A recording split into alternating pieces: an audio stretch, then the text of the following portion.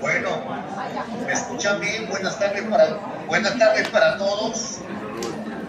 Gracias por estar presentes ahí, por estar pendientes del lanzamiento de este interesante libro que aporta a nuestra Colombia. Se llama Montaña Andina Colombiana, que he escrito junto con mi coautor Octavio Rodríguez, que está allá con ustedes representándome. Yo por diversos motivos no he podido viajar a Bogotá, estoy acá en Yopal, Casanare, atendiendo asuntos de la universidad. Estoy atento a algunas preguntas. No sé si Octavio ha hecho ya una semblanza de lo que es el libro y cómo yo podría aportarle de pronto algunas inquietudes. Listo, profe, muchas gracias. Y todavía no hemos comenzado, hasta ahora usted nos dio la entrada en torno a la presentación. De pronto para que usted nos contara un poquito qué está haciendo allá en Utopía y cuál es esa función y un poquito también cómo fue la historia de llegar a esta producción editorial y que se ha movido de pronto en algunos capítulos ya en redes y algunos aspectos muy generales para dar comienzo pues, a este diálogo. Bueno, yo me encuentro en la sede Utopía Yopal de la Universidad de La Salle.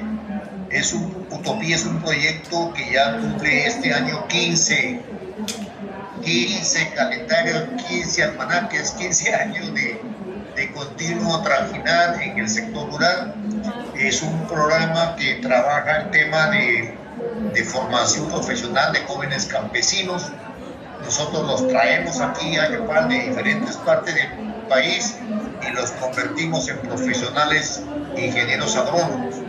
Ellos no vienen de los capitales de departamentos, sino de los lugares más apartados del país, mediante un programa de becas que la universidad busca a través de diferentes entidades, corporaciones, instituciones, bancos, fundaciones, etcétera, y los trae acá. Aquí se le da toda la educación y lo que es los servicios de alimentación y alojamiento.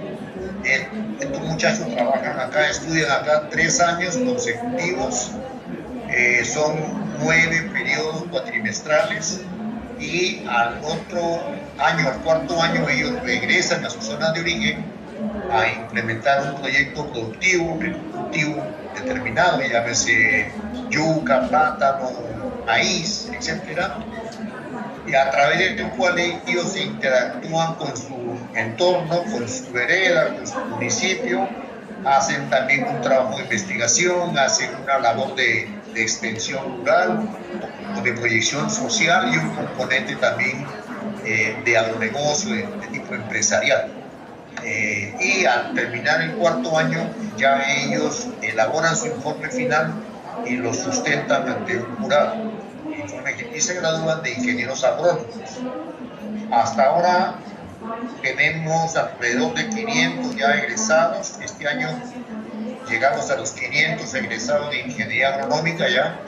Y también viene una nueva carrera que se ha creado aquí en Yopal, que es ingeniería agropecuaria, dirigida a también estudiantes jóvenes que vienen de diferentes partes del país. Y también obviamente aceptamos ahora estudiantes de acá del departamento de Casanare. ¿Qué más les comento? Hoy día, por decir, 6 de mayo ya ingresaron los nuevos muchachos que hemos traído, alrededor de 70 de diferentes partes del país, se incorporan a la inducción de sus estudios y también en los próximos meses ya se empiezan a sustentar sus informes finales de grado, lo de la promoción que finaliza. Es un proyecto muy bonito que están ustedes cordialmente invitados a conocer. Acá tenemos la universidad, no está en la ciudad, está en el campo. Es una finca muy grande, con paisajes muy bonitos y donde contamos con todas las instalaciones para ejercer la formación profesional, bibliotecas, sala de sistemas, comedor, alojamiento. Bueno, Aquí hay de todo, laboratorio de todo tipo, etc. A 15 minutos de Yopal. Muchas gracias, profesor Santiago. Como dice él, pues es una experiencia muy interesante, hemos estado allá, y eso dio también pie para empezar a pensar un libro para contar 20 años de experiencias, y de pronto el profesor un poco más, unos años más, en torno a un ejercicio que realizó la Universidad de La Salle en convenio con Conservación Internacional antes de la pandemia, porque la pandemia nos generó una ruptura, y partimos de unas premisas muy importantes, que el 70% de los habitantes del país vivimos en la montaña andina. Uno lo pasa por desapercibido y no lo ve a veces muy claro, porque lo da por sentado, no necesita pensarlo. Y la montaña andina nos provee energía, alimentos y paisajes también, y nos da esto que tenemos ahorita, que tendremos por muchos siglos, pero también es un conjunto de ecosistemas muy frágil. Entonces, a partir de eso, de la experiencia del profesor Santiago, que pues trae desde su tierra también, un poco nos conectamos. El tema nuestro de interés fue los tubérculos andinos, ¿sí? Raíces y tubérculos. Y resulta que en Perú, como en Colombia, compartimos en la alta montaña y en la montaña andina parte de esos tubérculos. Y ahí fue como empezamos ese diálogo. Después decidimos cómo hacer un trabajo de campo y empezar a resolver un poco cómo los colombianos, a diferencia de los peruanos, los bolivianos, los ecuatorianos, que tienen un sentido de pertenencia a la montaña andina mucho mayor y tienen unas ontologías. Ellos tienen toda una... ¿Por qué nosotros no nos pensamos como seres andinos también? Sin saber. La sabana de Bogotá está en una zona andina, las grandes ciudades están en el área andina también, Medellín, Bucaramanga, Cali también está en la zona andina, Bogotá, por supuesto, y eso cubre el 70% de los habitantes de la ciudad. Y que era más importante también, fuera de ese diálogo que iniciamos, el tema del recurso hídrico, el agua. El agua es un bien común, pero además no era solo el agua, sino que el agua no surge de la nada, está relacionada con los ecosistemas, y que esos ecosistemas de montaña están relacionados con la Amazonía, con los frentes marinos, el Atlántico y el Pacífico, que para el caso de Colombia es muy estratégico, es muy importante, es muy clave. Y es lo que de pronto ha llamado la atención, no solo de algunas organizaciones no gubernamentales internacionales, a diferencia de las nacionales, que su preocupación no ha sido muy grande hasta ahora, que empieza, y de algunas entidades bancarias como el BID, el Banco Mundial, y últimamente el Fondo Verde del Clima, o GCF, que tiene su sede en Corea. Y a partir de eso, pues, empezamos nosotros a escribir la experiencia misma, porque es muy importante. Y esa experiencia se hizo en el marco de algo que se llama la Iniciativa del Corredor de Conservación Chingaza, que es un páramo muy grande, el páramo de Sumapaz, el páramo más grande del mundo, el páramo de Guerrero y el páramo de Huacheneque, donde nace el río Bogotá. Y por supuesto, para la parte urbana, los cerros orientales de Bogotá.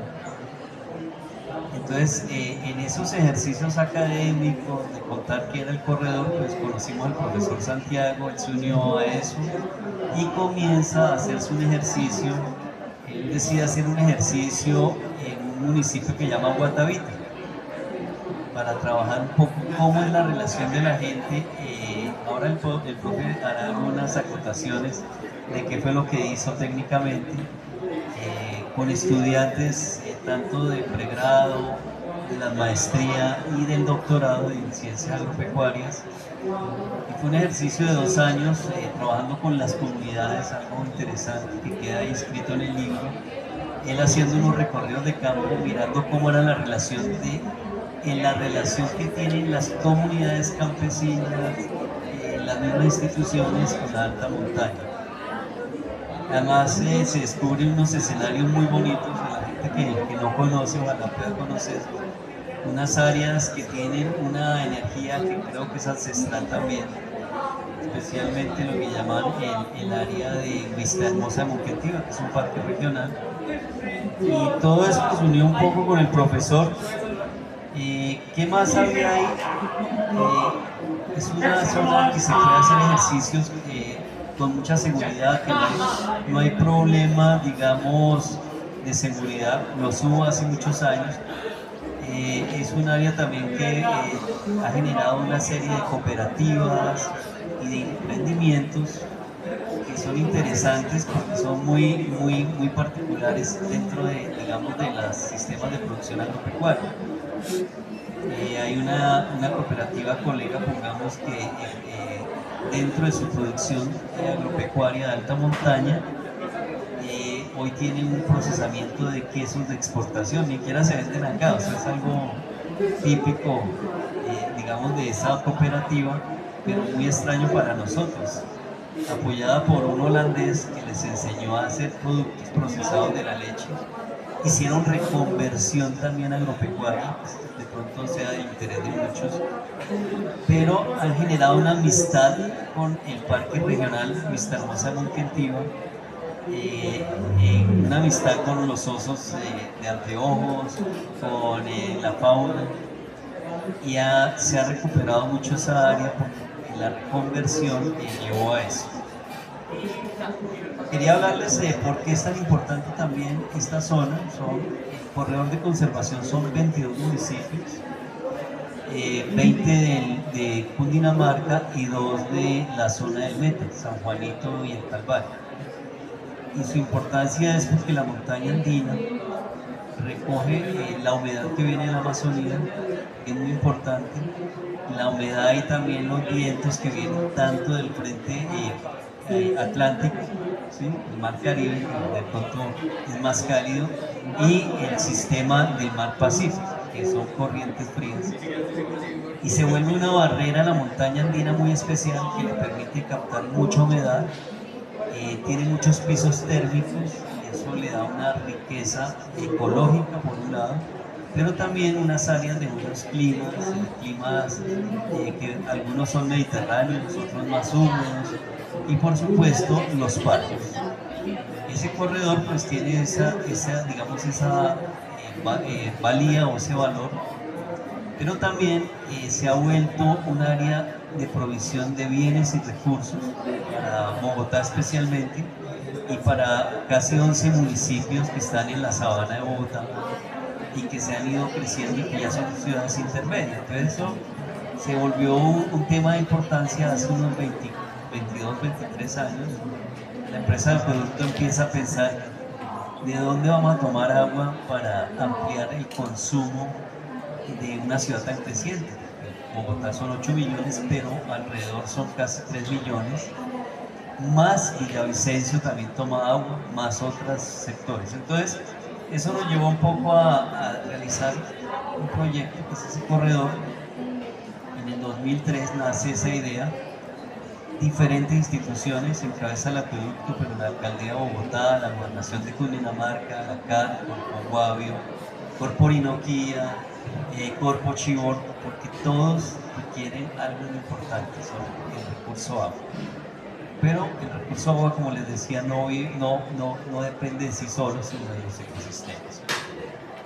Pues en ese orden de ideas, pues empezamos a hacer muchos ejercicios, ventanas de implementación, y en una de esas ventanas, ¿qué son las ventanas de implementación? Era llevar el discurso a la realidad, ¿sí?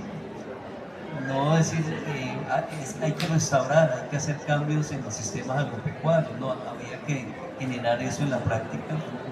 Y en una de esas ventanas aparece el profesor Santiago en el 2015, en unas charlas que hacíamos a nivel de Bogotá y a nivel de las regiones, y se interesa y empezamos a hacer, como dice, buenas migas, y él también empieza a ver que hay posibilidades para hacer trabajo con sus estudiantes, y es cuando llega a Guatavita y empieza a hacer ese ejercicio.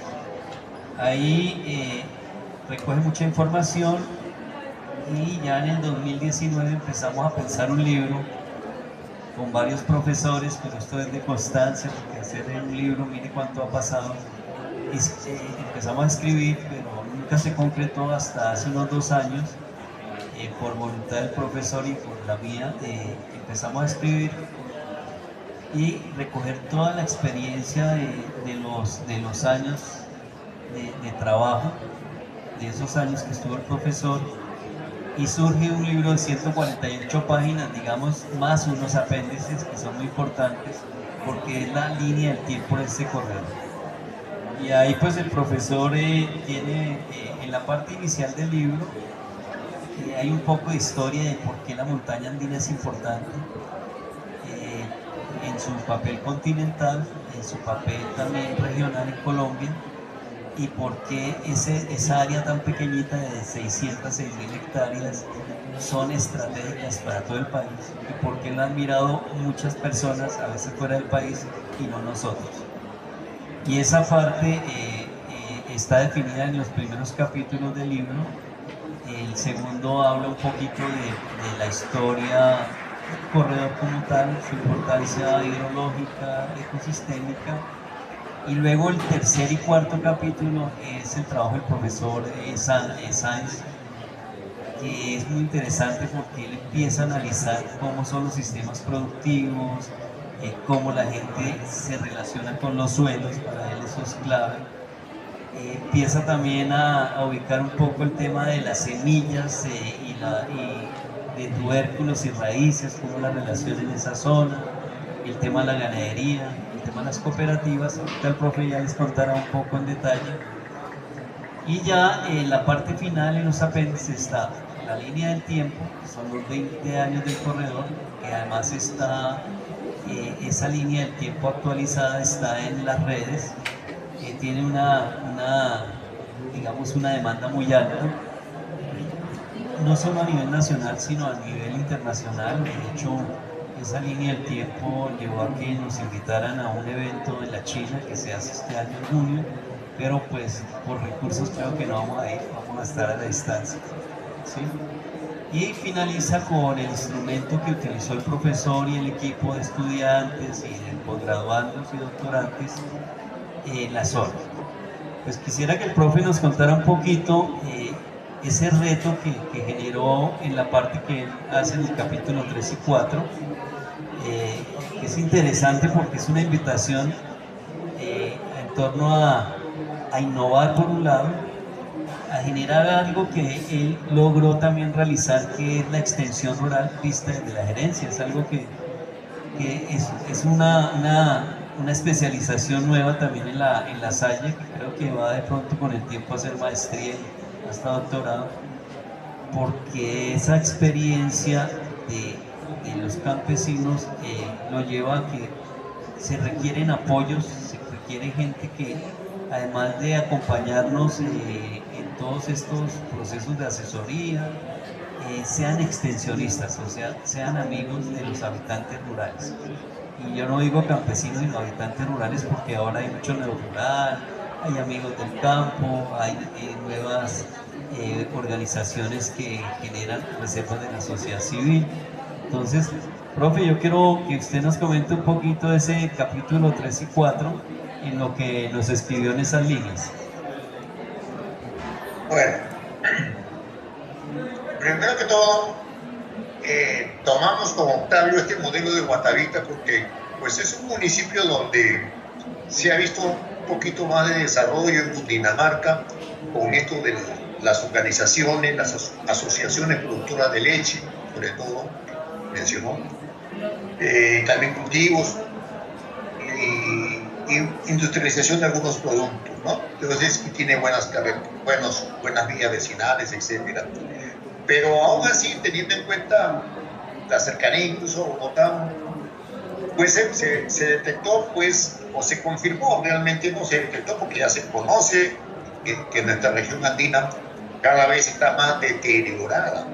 O sea, y ahora que estamos en este cambio de papa, nosotros como católicos, y nos viene a la reflexión el cuidado de la casa común, como pues nuestro territorio, ¿no?, más cercano, pues se está viendo afectado porque pues no se hacen las cosas bien. Y sacar a la gente también de una zona frágil como es la montaña andina, la parte más alta de las cordilleras, es también complicado porque la gente pues no tiene de qué vivir. Entonces siempre esto se ha transformado pues en un conflicto, no conflicto de guerra, sino en una problemática que viene afectando a los recursos naturales, como dijo Octavio, el agua, principal recurso de abastecimiento allá donde están ustedes en Bogotá, importantísimo porque son zonas de captación de agua, pero también se vienen deteriorando suelos, un poco de problemas allá que hay que hacer una política de reconversión en este sentido, ¿no? Cambiar las cosas, cambiar la forma como se están manejando los cultivos, las crianzas, etc. Y entonces se hizo pues un diagnóstico, ¿no? Un diagnóstico bastante sencillo, no tan complicado, con los productores, y se determinó pues afectaciones al suelo, compactación, pérdida de suelos, mucho movimiento de suelo para sembrar, erosión como consecuencia de eso, continúan problemas de deforestación, incluso contaminación por plaguicidas, por uso excesivo también de abonos químicos a los suelos. Entonces, una serie de problemas. En base a ese diagnóstico que se hizo con estudiantes de maestría y de pregrado, se vienen a plantear una serie de estrategias que no son cosas de otro mundo, son cosas que ya son sistemas productivos que ya lo teníamos antiguamente con nuestros antepasados, pero que ahora ya se ha ido descuidando, se ha ido perdiendo y se va acabando. Por eso hablamos primero que todo de los cultivos andinos, bueno, empezando por papa, pero papa no solamente es papa pastusa y papa criolla, hay muchas variedades de papa, de colores, muchas variedades que hay en Colombia. Yo sé que hay en Colombia, en Cundinamarca, en Boyacá, en Nariño, pero que la tienen ahí en forma de colección en diversos productores, pero que no le dan ese valor agregado en su transformación. En el Perú, por ejemplo, se ha trabajado bastante el tema de papas nativas, que es lo que llamamos ahora papas de colores, en forma de chips. O sea, ya voy hablando del tema de la transformación. Tenemos que hacer transformación de los productos, no quedarnos en el valor crudo, fresco de la producción. Entonces, solamente papa criolla y papa pastusa, o el papa, perdón, de tipo pastusa, hay una serie de variedades, de colores y sabores que sería importante mover, transformar, exportar también, porque también es un rubro muy importante en este producto.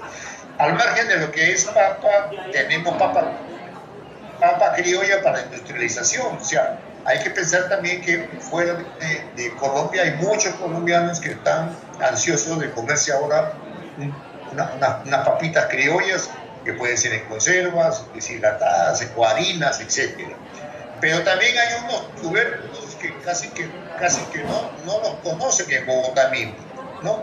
Que era la base de la alimentación de nuestros antiguos agricultores y habitantes de la zona andina, ¿no? Tenemos los cubios, lo que se llama la mashua en Perú y Bolivia, Ecuador, tremendo alimento, muy bueno. La ibia en Perú se denomina la oca. Son productos también tubérculos que son mucho más resistentes a las sequías, a las enfermedades, a las plagas, son de bajo requerimiento de fertilizantes, ¿no? las rubas o yucos, que también decimos en Perú, también son otros alimentos, tubérculos andinos, que casi ya nadie come porque muchos habitantes de Boyacá y sobre todo las nuevas generaciones ahora ya pues ya el plato llamado cocido boyacense casi que no se consigue. La gente prefiere comerse su hamburguesa McDonald's, cualquiera, el Corral, etcétera, y ya se perdió el cariño por estos alimentos nativos. Pero yo no hablo de reconvertir con productos nativos para consumo fresco, porque ya la tendencia es a estos tipos de alimentos introducidos, sino a una transformación. Tienen estos productos andinos, tienen un valor agregado tremendo, no solamente para la alimentación, que pueden ser harinas, que pueden ser compotas, que pueden ser mezclas para otros alimentos, sino también en un valor industrial que puede sacarse determinados carbohidratos, lo que se llama metabolitos primarios, metabolitos secundarios, para la industria. Entonces, por ejemplo, yapón es una especie, seguramente algunos lo conocen. El yapón es una raíz tuberosa que sirve para alimentación en forma de ensalada para los que tienen problemas de estreñimiento, problemas del colon, excelente. Las hojas de yapón, excelente para el control de la diabetes, para bajar el azúcar automáticamente. Pero también de ahí el yapón se puede sacar la inulina, se puede industrializar y se puede exportar. O sea, hay un mercado para esos productos, ¿no? Entonces, y así, si vamos haciendo estudios, vamos encontrando lo que se llama valor agregado. Pero también otra cosa, otra propuesta de reconversión que se está planteando en este sentido es un programa de agricultura de conservación, o sea, cómo mejorar los suelos. Los suelos se están perdiendo, se están acabando. Entonces, la idea es que cuanto menos se mueva el suelo, sobre todo en esas zonas altas, en esas zonas de pendiente, que la lluvia viene esta noche y arrasa con todo el suelo y se van los caños y al río. Entonces se haga un sistema de manejo mucho más racional del suelo con el mínimo laboreo. En ese sentido ya la Corporación Autónoma Regional de Cundinamarca ha venido trabajando bastante bien el tema de agricultura y conservación, pero falta más estímulo, falta más concientización de la gente, falta más política de Estado, porque hay una política nacional de suelos que ya está dada desde hace ya casi 10 años, de 2015, pero esas políticas no se hacen efectivas, no se motiva a la gente, no se implementan cosas.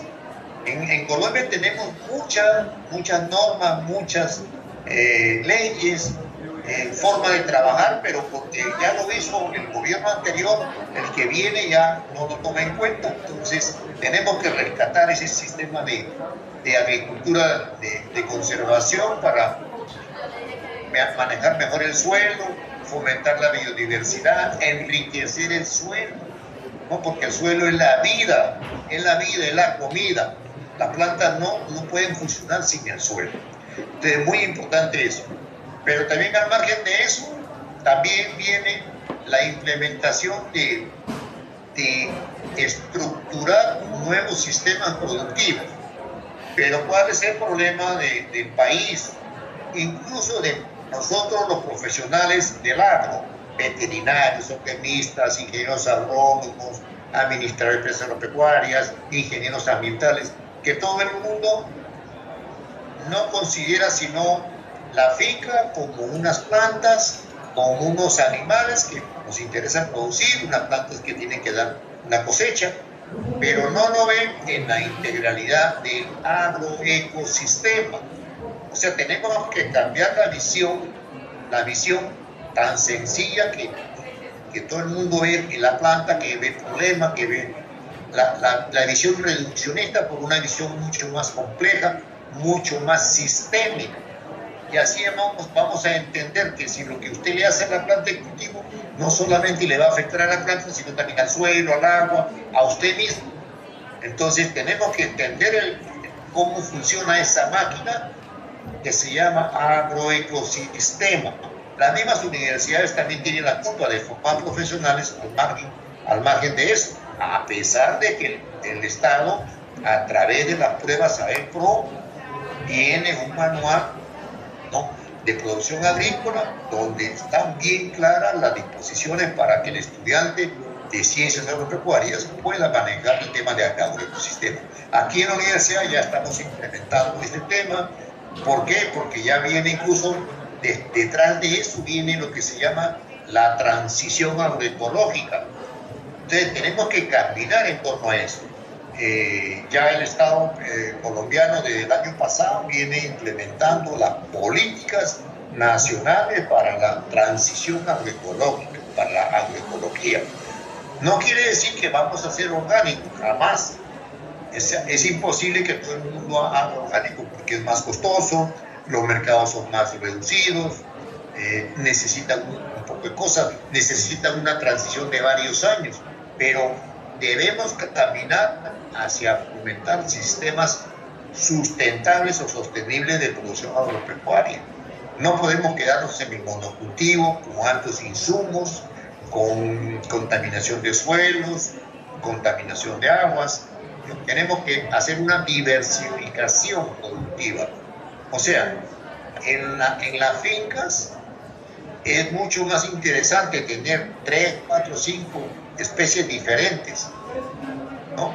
No meter, como se dice, los huevos en una sola canasta, diversificar, pero diversificar funcionalmente, que estos sistemas productivos, llámese plantas herbáceas, como la papa, maíz, acompañada de arbustos, de árboles, etc. Entonces, puedan generar unos sistemas que en algún modo emulen, ¿no?, a lo que es el bosque, que vaya en camino a una sostenibilidad.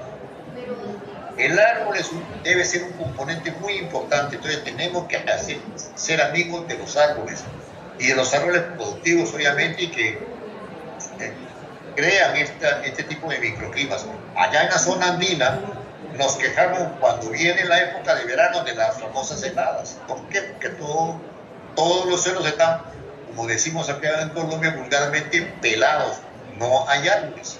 Entonces, en base a eso ya, desde el año 2002, cuando yo empecé a trabajar en la Universidad de La Salle, el convenio Andrés Bello, que es un convenio iberoamericano, ya habría trabajado bastante en lo que se llama la construcción de las famosas UPAR, Unidades Productivas Agropecuarias para el Desarrollo Rural, UPAR, y planteó muchos sistemas productivos en base a especies nativas,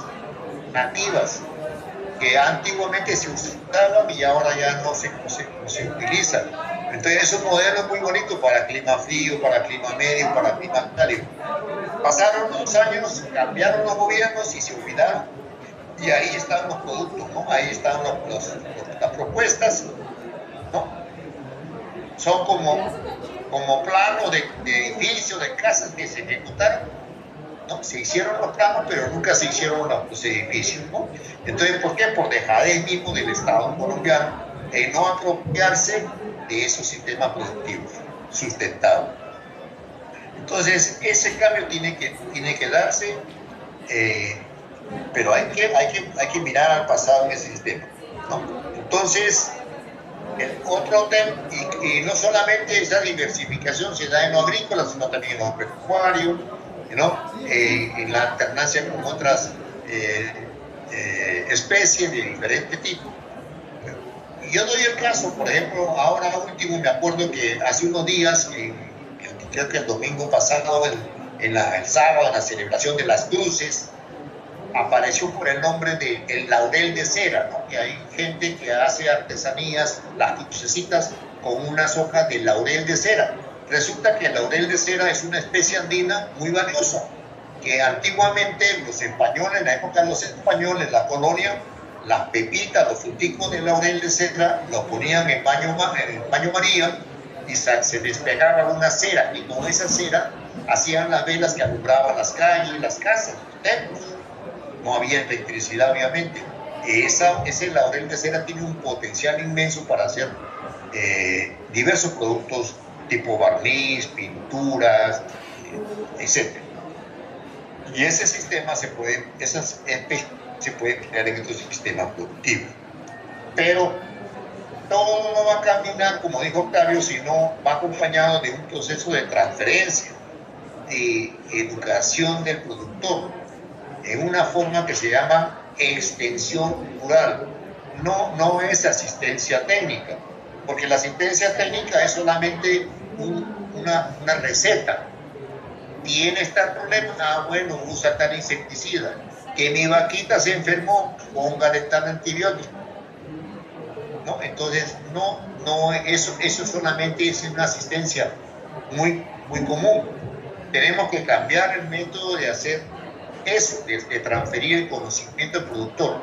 ¿Cómo? A través de una extensión rural donde se maneje la innovación, o sea, porque si no hay innovación no prosperamos. Entonces la innovación, nadie entiende que es una innovación, y sin embargo en el país hay una ley del 2017, la 1876, del Sistema Nacional de Innovación, y pocos entienden, incluso en las mismas universidades, en los ministerios, que es el Sistema Nacional de Innovación. Tenemos que empezar por eso, que cualquier cambio en la agricultura, por más sencillo que sea, es una innovación, y la innovación necesita un empuje, una ayuda que no la va a dar el ingeniero que sabe de plantas o el veterinario que sabe de animales. Necesita apoyarse en la ciencia de la gestión, en el gerenciamiento, que también la extensión es un servicio que le vamos a dar al productor, pero el servicio también tiene que ser de alta calidad, y hay que estudiarlo, y hay que diferenciarlo, y hay que saber administrarlo, y hay que plantear estrategias para su manejo, porque estamos trabajando con seres humanos con los cuales tiene que haber una empatía, tiene que haber un conocimiento, y eso lo hacen las compañías de productos de domésticos, de carros, etcétera. El servicio, ¿no? Cuando uno da mejor servicio, pues tiene una mejor fidelización, el cliente siempre está permanente con la marca, con la persona. Pero nosotros no nos esperamos en el país de dar un buen servicio. Entonces tenemos que cambiar eso. Y por otro lado, el apoyo de la virtualidad. Ahora tenemos que caminar ya de la mano con estos sistemas, ¿no? Así como estoy yo hablando con ustedes, entonces también la formación, la educación se da de forma virtual. Entonces nosotros desde la universidad creamos una especialización que acaba de hablar Octavio, de gerencia del servicio de extensión rural, ¿no? Entonces, y esto es muy clave. A veces en el país decimos que nos faltan más cosas, nos falta automatizar la agricultura, nos falta ¿nos falta qué? Nos falta hacer una mejor extensión rural. No estamos haciendo bien las cosas. ¿Por qué? Porque no se sabe hacer extensión, ¿no? Entonces la manejamos empíricamente. Las entidades del Estado y de las organizaciones en general creen que por tener un título profesional o de técnico ya me dan una patente para hacer extensión. No, tenemos que fortalecer esas capacidades de transferencia de la innovación hacia los productores. Entonces, eso es muy importante tener en cuenta. Bueno, ya he hablado bastante, Octavio. Yo creo que si más bien hay alguna inquietud por ahí, o tú me complementes en alguna cosa. Listo, profesor. Yo creo que ese capítulo 3 y 4 que estudió el profesor nos da muchas posibilidades o alternativas para los que trabajan en la montaña andina, especialmente los que están llevando proyectos de restauración ecosistémica, de producción sostenible, ¿sí? Y bien lo describen en el libro. No lo voy a hacer un spoiler, como dicen ahora, contarlo, sino tanto las personas que nos verán en diferido, no solo acá a nivel interno de la universidad, sino a nivel de otros actores sociales que se han interesado por el tema a nivel nacional e internacional, y que ya ahorita nos dan la información de cómo acceder al libro. Pues el profesor habla ahí del tema de agricultura de conservación por un lado, de poder generar una promoción de unidades productivas agroindustriales rurales, que existe también en la norma, el poder recuperar esas raíces y tubérculos andinos que son muy importantes. Solo para contar una anécdota que el profesor no contó, él trató de hacer un jardín clonal allá en la 170 en su área cuando estaba acá, y por temas de patentes y por temas de permisos en el país, él le tuvo que cambiar el nombre y hacerlo una especie de mimetizar, porque en la legislación en el país hay muchos productos andinos que tienen patentes, ¿sí? Él hablaba de un producto ahí también de la alta montaña que hoy tiene una patente china para producir unos biopolímeros que se utilizan en las bolsas que ahora llamamos biodegradables y que no la podemos utilizar hasta por ahí unos 30, 40 años. Entonces, hacer el ejercicio científico nos enseñó este ejercicio también, y él lo muestra en el libro para que lo vean. Él también habla de generar procesos productivos diferentes a la leche y la papa. Guatavita es un buen ejemplo, depende de esos dos productos. Entonces el libro muestra un poco qué se debe hacer, el desarrollo de lo que él decía de procesos frutícolas, pero en policultivos, o sea, no solo los frutos, sino poder trabajar ese concepto. Y por supuesto la extensión agropecuaria o rural integral, en respuesta a lo que llamamos el desarrollo rural integral sostenible, que surge a partir de los acuerdos de paz del 2016. Solo invitarlos, profe, también a que consulten el libro, no le vamos a contar todos los secretos. Ahora Andrea nos dirá dónde puede conseguir, cómo puede llegar vía virtual también o digital. Y está también el libro en papel, que también puede ser llevado al sitio. Ahí creo que un número de WhatsApp para que también lo pidan. El libro es muy corto, es de fácil lectura. Alguien me preguntaba si era para expertos. No, realmente no, está en un lenguaje sencillo. Algunas personas me decían, bueno, pero me va a servir, le va a servir porque todos los que estamos acá, ya sea temporalmente o definitivamente, somos andinos por las circunstancias. Colombia es un país andino, aunque todavía no lo reconocemos, y nos invita un poco a repensar la montaña andina de este ejercicio. Nos invita también a que busquemos alternativas. La gente va a encontrar en el apéndice de este libro, en esa línea del tiempo, tiene unos enlaces o conectores. En el papel pues les toca marcarlo, en el digital es automático, donde los va a enlazar a otros libros que están de libre acceso y a toda la experiencia de 20 años en esa literatura abierta, donde van a encontrar ayudas para poder ampliar el tema. Y no necesita uno ser experto, de pronto uno quiere conocer de la fotografía y la conservación. Entonces nos envía un libro que se llama El ABC de la biodiversidad de Huasca, que es un trabajo hecho por niños a partir de fotografía. Les va a enviar, hay un enlace ya en los últimos años de un ejercicio que se hizo de descubrir el cuerpo de las mujeres campesinas. Uno dice, bueno, ¿y eso qué tiene que ver con la montaña andina? Mucho, porque la montaña andina, su forma de construir, por acá que había unos libros de arquitectura, su forma de relacionarse la mujer, sus cuerpos fueron cubiertos, ¿sí? No solo por el frío, sino por temas culturales. Entonces van a encontrar todo eso en ese apéndice. De hecho, como les decía, está también abierto, está como línea del tiempo del corredor de conservación actualizado, pero el libro les explica de una forma muy sencilla. Quiero pues darle la palabra a Andrea para que nos cuente un poco cómo conseguir el libro, qué se debe hacer, si se paga primero o se envía el libro y después le pagan, ¿cómo es? Muchas gracias. Los invitamos a adquirir el libro en el catálogo de ediciones Unisalle. El enlace es ediciones.lasalle.edu.co. Está en formato impreso y en formato electrónico en EPUB y en PDF. También se puede alquilar 6 meses, 3 meses o un año o de manera perpetua. Así que los invitamos a adquirir el libro. Muchas gracias. Gracias, profesor. Bueno, muchas gracias y ojalá ustedes también. Gracias, profe. Ojalá podamos, y la gente que nos va a escuchar después. ¿Cómo puedes compartir mi correo? Les puedes compartir si necesitan el correo electrónico. Profe, de una vez, no solamente es un correo de libros, sino también. De una vez anuncie su correo electrónico.